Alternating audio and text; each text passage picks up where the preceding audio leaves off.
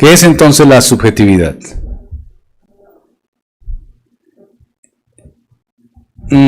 Cuando hablamos de subjetividad, estamos hablando del juicio, de la opinión de un sujeto, a lo que esa persona le parece y así habla. El sujeto, en el caso de la historia, se llama Samuel. ¿Qué hizo Samuel? Vio, juzgó y se expresó, pero eso lo hizo partiendo ¿de qué? De su pensamiento interior. Es decir, él mismo analizó las circunstancias y subjetivamente sacó un análisis y determinó una razón. Dios le había dicho al profeta Samuel que tenía que ir, y Samuel obedeció. Y Samuel estaba intentando cumplir el propósito de Dios. Pero entonces él estaba sacando una idea de sus propios pensamientos.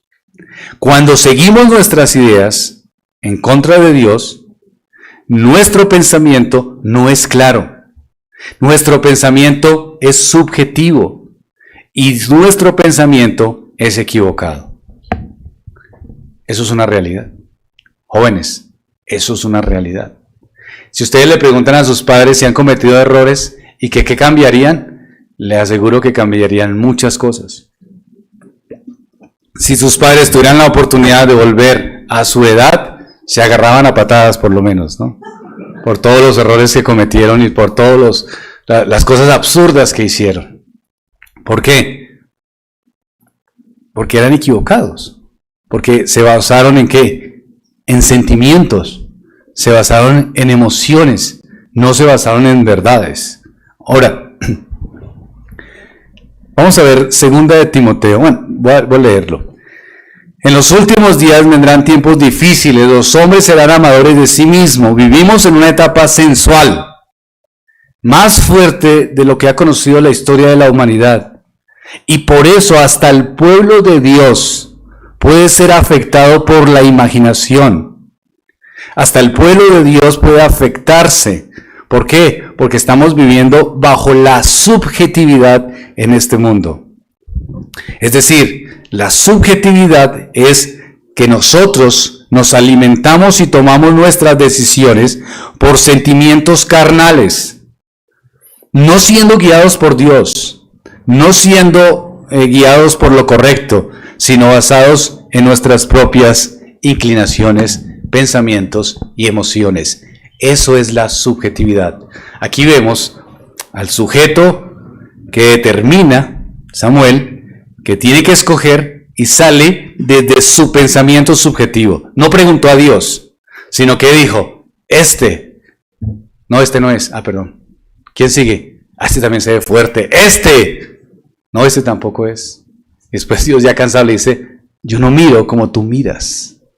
¿Por qué? Porque tú miras ¿qué? Lo exterior. Yo miro que el corazón. Ahora, ¿qué hace la subjetividad? Afecta la imaginación. La subjetividad afecta la imaginación. Cada vez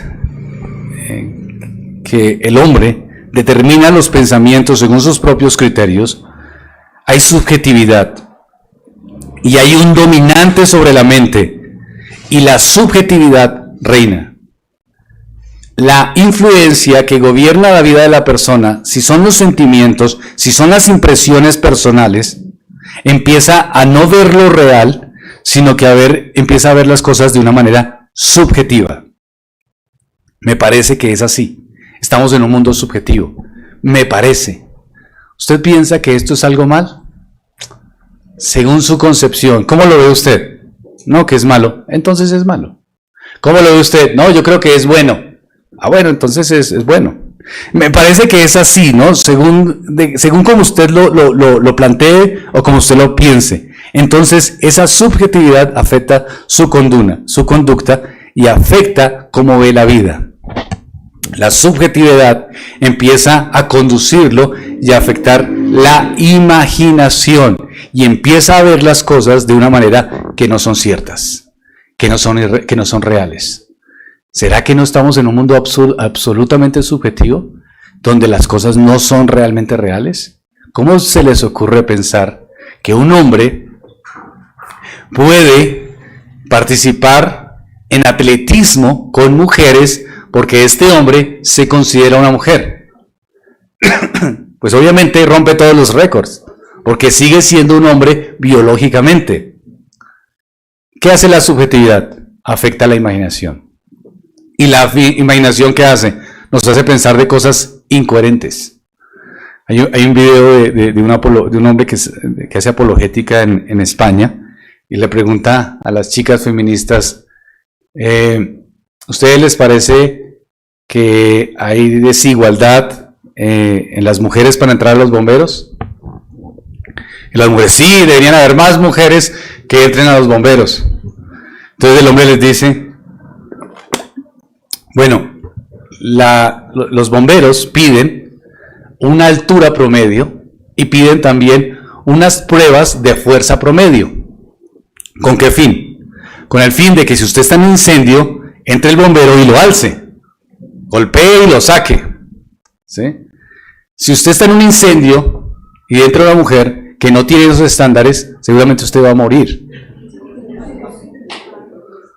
Entonces, no, pero es que la subjetividad afecta la imaginación.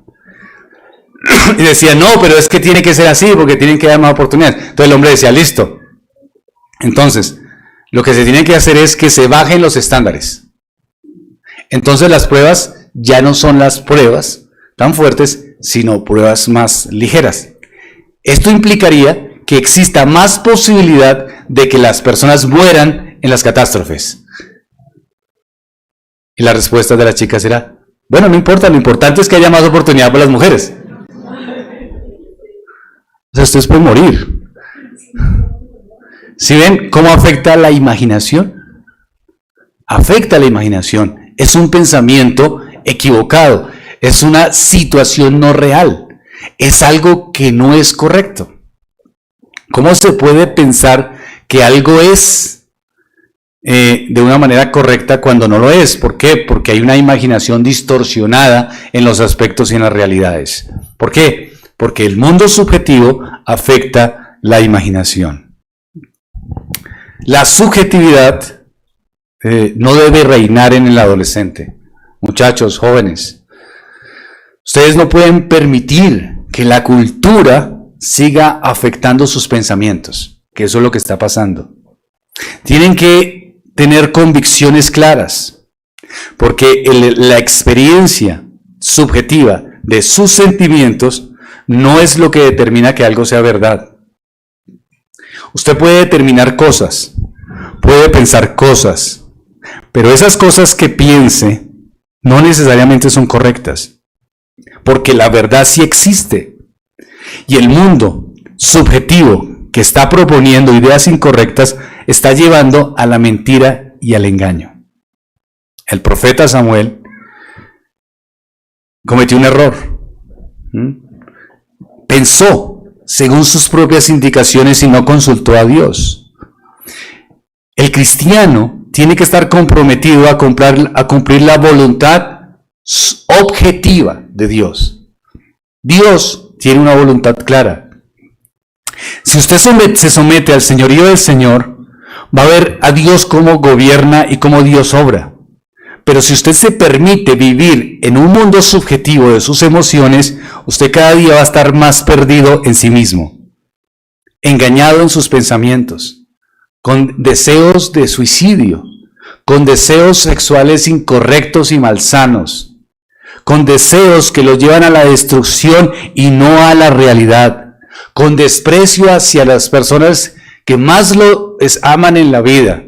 Pero usted, en un mundo subjetivo, dejándose llevar por las emociones, puede odiar a los que más lo aman. Puede terminar pensando cosas incorrectas, porque está gobernado con una mente subjetiva. Se deteriora su vida. ¿Por qué? Porque sus sentimientos son los que dominan. Y los sentimientos son engañosos. Santiago dice, pero sed hacedores de la palabra y no tan solamente oidores, engañados a vosotros mismos. La Biblia nos muestra la realidad. La Biblia nos muestra la verdad. Y usted, joven, adolescente, no tiene que vivir bajo el engaño de la mentira de las emociones. Puede determinar lo que es correcto y luchar a favor de lo que es correcto.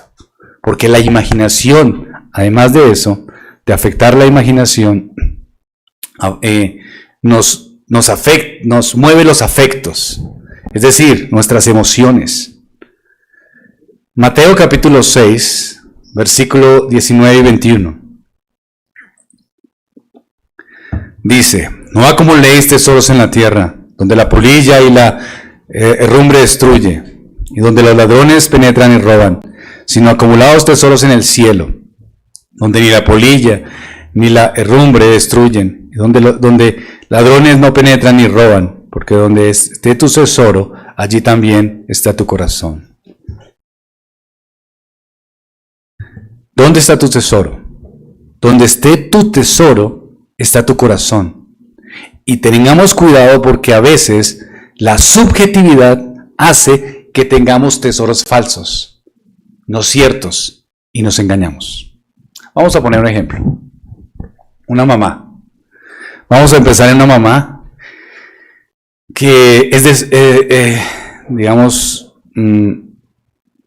es una madre que piensa en su hijo, le da dinero, manifiesta que lo ama, manifiesta que es lo que más quiere, pero su hijo tiene comportamientos incorrectos. Esta mamá puede ser afectada por la mundanalidad. ¿De qué manera? Expresando a sus hijos de una manera incorrecta sus afectos emocionales. Es decir, esta madre puede ver las conductas, los comportamientos de sus hijos y no lo llevan a Dios, sino que miran sus propios sentimientos. Y si los sentimientos de la madre no están siendo afectados, entonces no importa lo que esté haciendo su hijo. Me explico. Unos padres, lo que más les importa de su hijo adolescente es que hagan caso. Y eso es triste. ¿Por qué? Si así debería ser. Porque el hacer caso no es la mayor meta de un padre cristiano. Es ganar el corazón de su hijo. Y algunos padres, subjetivamente, solamente piensan que si su hijo está haciendo las cosas correctamente, ya con eso es necesario. Y tienen un amor subjetivo y dañino, porque consideran que es amor cuando no es amor. Porque es un amor irracional, es un amor dañino a sus propios hijos. Como los veíamos al comienzo, ¿no? A veces los principales enemigos de los hijos son los padres. Entonces, la madre puede corregir a su hijo solamente cuando siente que su hijo va directamente con su autoridad, pero no mira cómo va su corazón y cómo su corazón va pecando contra. Ese es un amor subjetivo que afecta las emociones y los sentimientos. Para terminar, ¿cómo ayudamos entonces a los adolescentes en este desborde emocional? Bueno, el mundo pasa y sus pasiones, pero hacer la voluntad de Dios permanece para siempre. Jóvenes que nos acompañan aquí, tengo que decirles lo que dijo un teólogo llamado Gary Hendricks. Dijo: nunca disfrutaríamos apropiadamente de las cosas de este mundo hasta que no aceptemos y estemos convencidos del carácter transitorio de todas y cada una de las cosas de esta vida. Hay muchas cosas para disfrutar y disfrutaremos si Dios lo quiere, pero no desearíamos transgredir la ley de Dios por complacer un deseo. Queridos jóvenes, el mundo en el que vivimos es transitorio. todas las puertas emocionales que se les abre para vivir pasiones desenfrenadas, si no están de acuerdo a la voluntad de Dios, van a caer en descrédito, en tristeza y en agonía. El mundo solo va a pasar. Esas pasiones van a pasar. Esos deseos van a pasar. Y usted se va a encontrar con la muerte.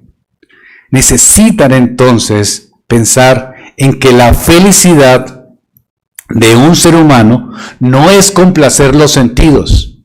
Claro, hay deseos.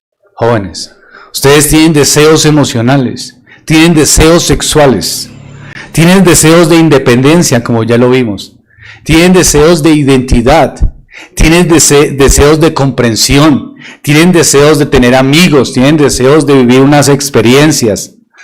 Esos deseos, si usted los vive, no les dan la felicidad. ¿Por qué? Porque los sentidos complacidos no dan la felicidad en sí mismo, porque Dios ha dicho que todo esto es que transitorio y pasajero. No va a cambiar. En la Biblia vemos el ejemplo de un hombre que arruinó todo por complacer sus sentidos, sus sentimientos, que es Saúl. Saúl ofreció sacrificios cuando no tenía que ofrecer sacrificios. El profeta le dijo, no haga sacrificios, y él dijo, yo creo que ahí es momento de ofrecer sacrificio porque a mí me parece, pecó contra Dios. También le dijo Dios, tienes que no guardar nada de los amalecitas, y él guardó cosas, pecó contra Dios. Tenía un celo y una profunda envidia por David. Eso era lo que había en su corazón, un celo, un mal deseo. De hecho, intentó matar a su propio hijo Jonatán. ¿Por qué? Porque eran sus deseos y sus pasiones. Este hombre, todas las cosas en contra de Dios, y se dejó llevar por sus pasiones y terminó de la peor manera. Esa es la situación, queridos hermanos. Debemos dominar los temores subjetivos. Miren lo que dice el salmista: el día en que temo, yo en ti confío. La subjetividad los lleva a pensar y a tener temores, a pensar cosas que no son ciertas, cosas que no son reales. La subjetividad puede hacerlos pensar que de pronto va a morir sus padres, que ustedes no son atractivos y que la gente los va a menospreciar. La subjetividad hace que un estudiante no vaya al colegio porque se siente que es feo o que es fea. Eso es lo que hace la subjetividad. Distorsiona y crea temores. Hay personas que no se relacionan, hay jóvenes que no se relacionan fácilmente con otras personas porque piensan que si lo hacen van a pensar lo peor de ellos. Eso es la subjetividad, que hace que seamos esclavos, que crea sentimientos incorrectos, que esclaviza los pensamientos. La subjetividad genera pensamientos y engaño en la mente. La imaginación empieza a caer en subjetividad y empieza la conciencia a ser desacreditada, afectada, y empieza uno a tener las emociones dispersas. Ahora, la pregunta sería, ¿por qué el adolescente cae en subjetividad? Bueno, no solo el adolescente, pero ahorita estamos hablando de los adolescentes. ¿Por qué? Porque hay males en su corazón por la causa del pecado. Y empieza a temer las cosas que cree que son ciertas, pero en realidad no son. Vamos a ver un caso en las Escrituras. En el caso de Herodes y Juan. Herodes temía a Juan sabiendo que era un hombre justo y santo, y lo mantenía protegido. Y cuando le oía, se quedaba muy perplejo, pero le gustaba escucharlo, dice las Escrituras. Después Salomé, la hija de su esposa, bailó ante Herodes y prometió públicamente que éste podía tener lo que ella pidiese. Entonces la hija consultó a su madre y pidió que Juan el Bautista fuera muerto. Entonces Juan hizo que fuera decapitado. Y hay un pasaje en las Escrituras que muestra cómo la subjetividad enloquece. Marcos 6:16. Marcos 6:16. Miren esta distorsión de la realidad tan impresionante. Al oír esto, Herodes decía, estaban hablando acerca de quién era Jesús. Y le dijeron a Herodes, hay un hombre que hace esto y esto y esto, hablando de Jesús. ¿Y saben qué dijo Juan? Al oír esto, Herodes decía, Juan, es Juan, a quien yo decapité, ha resucitado. ¿Sí ven la subjetividad? ¿Cómo cambian los pensamientos y nos lleva a la irracionalidad? La subjetividad nos lleva a pensar de una manera equivocada. La subjetividad nos lleva a pensar incorrectamente, a no pensar en el carácter supremo de Dios, en quién es, en cómo obra, en su misericordia. Eso lleva la subjetividad. Entonces, queridos hermanos, ¿cómo luchamos contra la subjetividad? Pensemos en la providencia de Dios. La providencia de Dios. Dios provisionalmente sostiene. Dios es soberano y tiene el control de todas las cosas, y la providencia de Dios es objetiva. ¿Qué es la providencia? Es como Dios obra y controla las cosas. Concluimos. ¿Cómo ser parte del apoyo al adolescente? Queridos padres,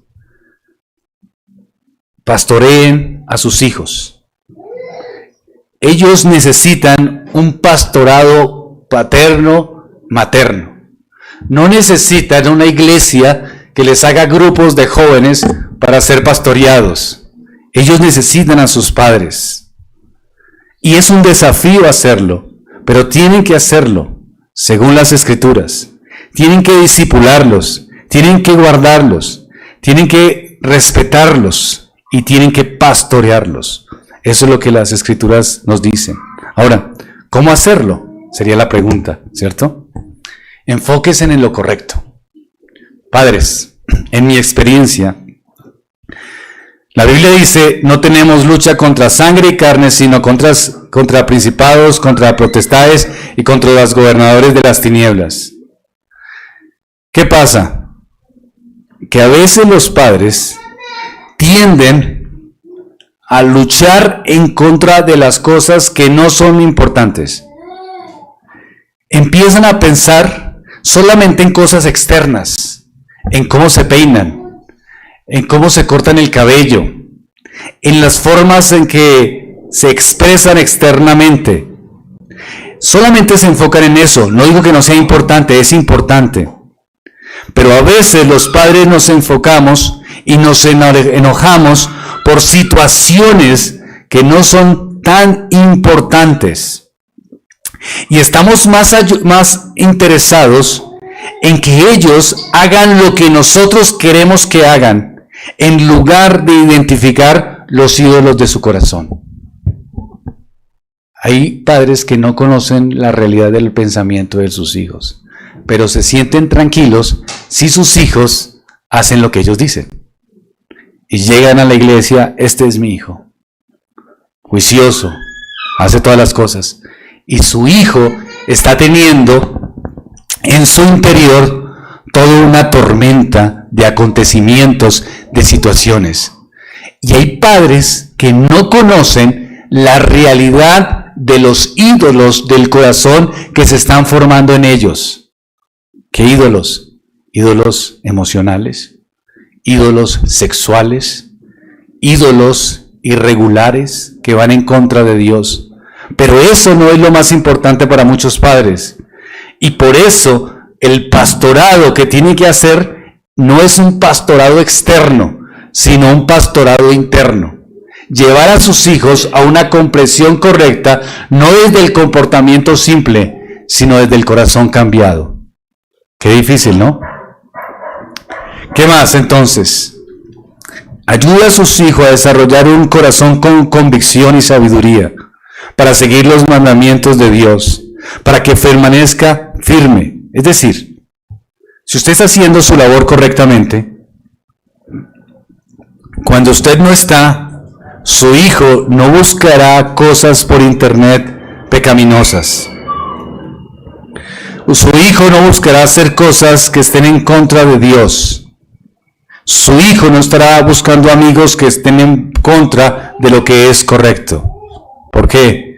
Porque están pensando en sabiduría. ¿Por qué? Porque usted lo está educando en el corazón con principios sabios. Enséñenles lo que Dios ordena, pero desde los principios del corazón, no acerca simplemente de la autoridad, sino bajo la gracia. Tenga gracia con sus hijos, entienda sus situaciones, acérquese a ellos y llévelos de la manera correcta, en reconociendo que un adolescente no es perfecto como usted no es perfecto y necesita tener decisiones, experiencias. Y usted necesita enseñarle la sabiduría para enfrentar estas experiencias. ¿Qué necesita hacer, padres? Enséñales a sus adolescentes a enfrentar la cultura.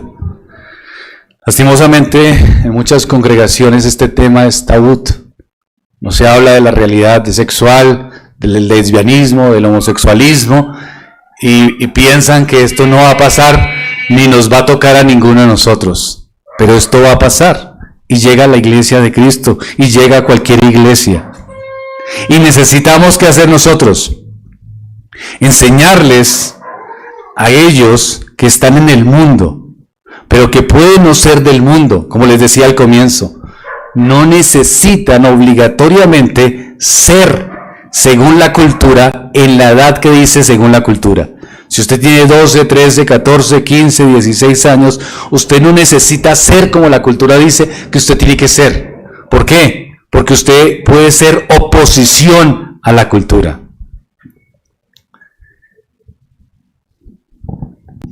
Como padre, tiene que decirle los riesgos, tiene que mostrarle las circunstancias, necesita amarlo, enseñarle la realidad de nuestra cultura, no simplemente alejarlo de esa realidad. A veces me preguntan, ¿qué es mejor? ¿Educación en casa? ¿Educación en colegio? Esto, como hablábamos hace un momento. Nada es mejor, nada es mejor, nada de eso es mejor. Lo mejor es padres que sean pastores de sus hijos. Eso es lo que es mejor. Porque los padres tienen que influenciarlos para llevarlos al pensamiento correcto.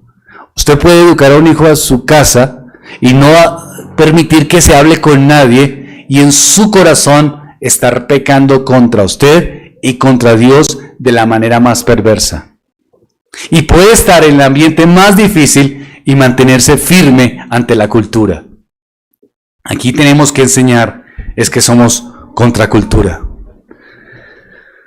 A veces los padres entran en pánico y las cosas las perciben de una manera equivocada, poniendo ejemplo de lo que vamos a decir.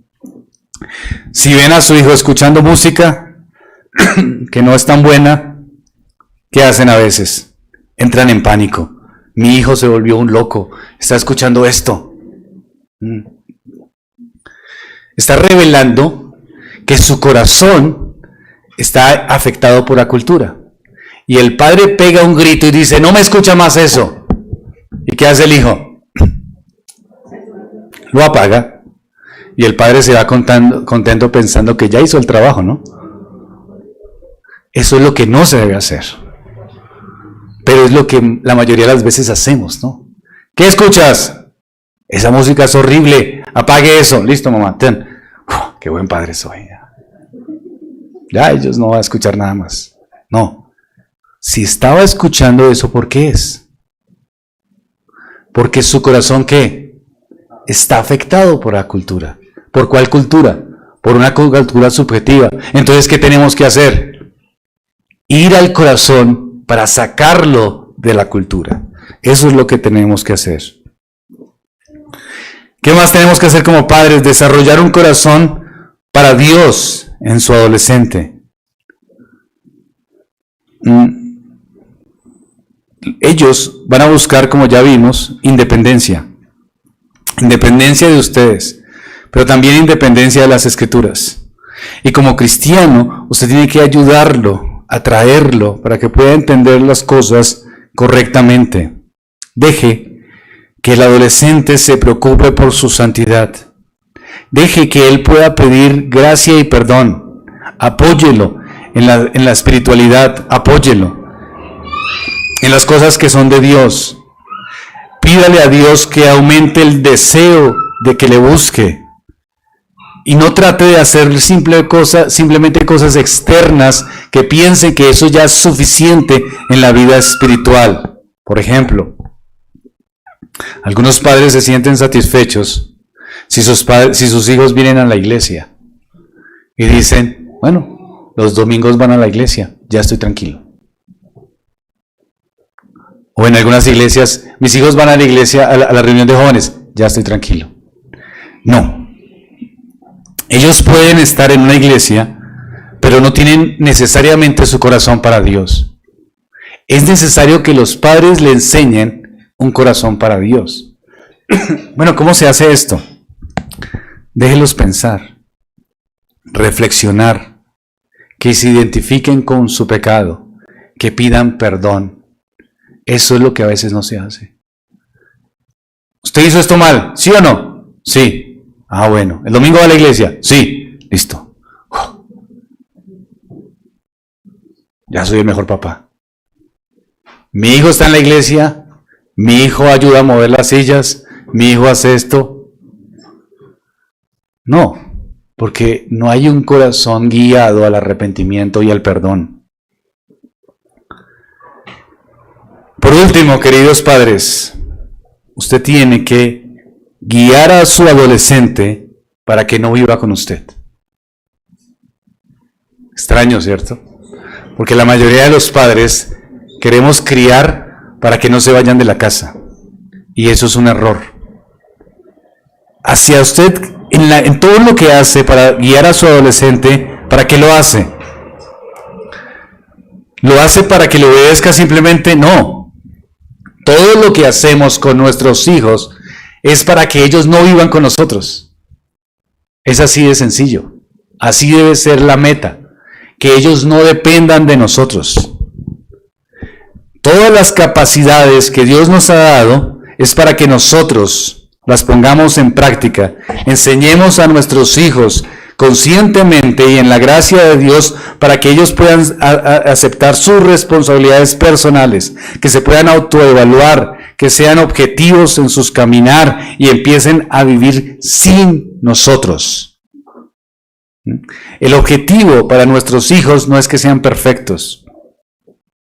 Lo que queremos es que ellos aprendan a fracasar, que ellos aprendan a generar respuestas a las circunstancias. Nosotros los cuidamos dentro del fracaso para que un día fracasen sin nosotros. Anoten esa que estuvo muy buena, ¿no? Es así o no? Mientras que están con nosotros van a fracasar y los apoyamos, los animamos, los levantamos, pero estamos preparándolo para que vayan a la vida y fracasen, y que cuando fracasen y no estemos nosotros, descansen en Dios, que Dios sea su camino y Dios sea su consuelo. ¿Cuándo fracasamos como padres? Cuando nosotros criamos a nuestros hijos para que estén con nosotros siempre. Es terrible. Hay padres que tienen un control absurdo hacia sus hijos. Yo he conocido padres, he conocido especialmente una mamá que es absolutamente controladora. Su hija ya va a cumplir 30 años, es casada y vive con su mamá de la misma manera de cuando era un adolescente. Se casó con un hombre que acepta todas estas circunstancias, pero es totalmente incorrecto. Es decir, si tiene una decisión económica, no le pide consejo a su esposo, le pide consejo a su mamá. Así de graves las cosas. O sea, es una obsesión hacia sus hijos totalmente equivocada que los hace débiles, que los hace frágiles ante el mundo subjetivo en que vivimos. Un padre, una madre que tiene una protección absurda hacia sus hijos adolescentes, los está llevando a pecar más y más contra Dios. Los criamos, los formamos, ¿para que qué? Para que no estén con nosotros. Y no estando con nosotros, puedan crecer, formarse y seguir adelante. Esa es la realidad del mundo en que vivimos. Queridos padres, sean pastores de sus hijos. Hagan lo que tienen que hacer. Busquen la crianza de sus hijos no en la subjetividad de sus emociones, sino en la palabra del Señor. Ellas nos llevan a lo correcto. Jóvenes, ya vimos esta tarde todo lo que es el subjetivismo, todo lo que afecta en la sexualidad, en las emociones, en los cambios, en todo esto. Usted no tiene que vivir una experiencia igual. Acérquese al Señor, arrepiéntase de su pecado, pídele al Señor que le dé esperanza en su corazón, entregue su vida a Cristo, pídale perdón por sus pecados, descanse en la autoridad absoluta de Él, de Dios, y si lo hace, descansará. Ya no estará atrapado en esta batalla interna emocional, sino que descansará en la gloria del Señor.